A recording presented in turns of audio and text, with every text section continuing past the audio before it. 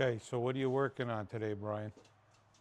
Oh, Chrysler 300 with the engine light coming on, fuel level control codes, radio doesn't work, lights are flickering, a whole bunch of stuff.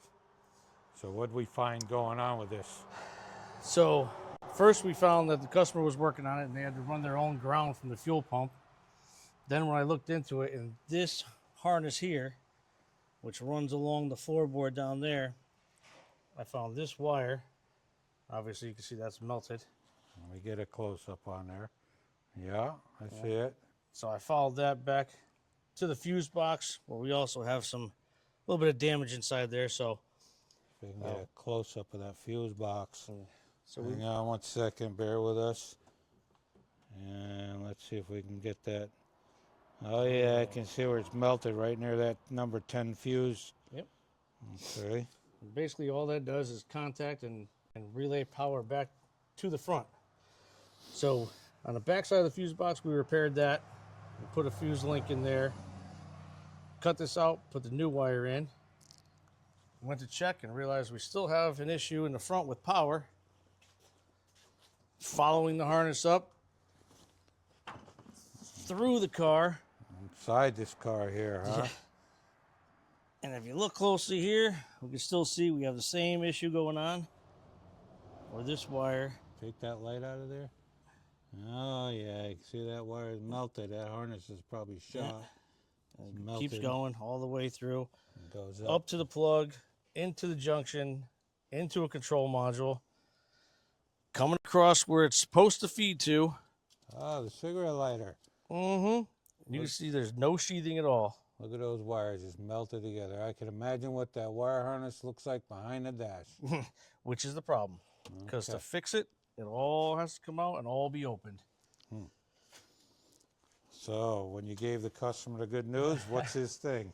Well, he was a little disappointed, but on my advice with the car, possible issues, I advised him it would probably be not worth it to repair this, put his money towards something else.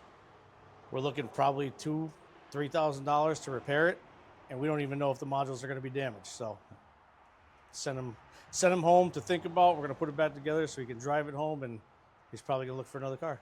All right, that makes sense. Now we'll slap this together and move on to the next one. That's it. All righty then. Thank you.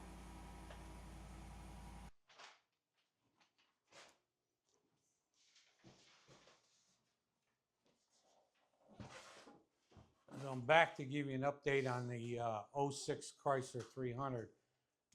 We were looking at it and it had some melted wires. It's actually the cigarette lighter circuit, which runs directly from under the dashboard through the main harness, 60 wire harness.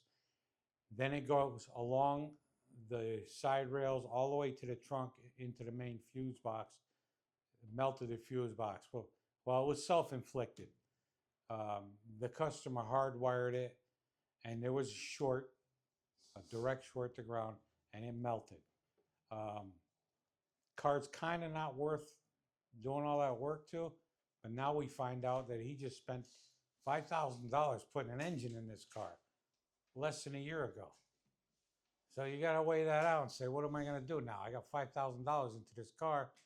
I'm going to junk it and get $400. So we worked out a deal with the customer. We're going to pull his dashboard apart, and I'm going to repair the wire harness. Obviously, we'll get paid well to do it, but we're going to get it done.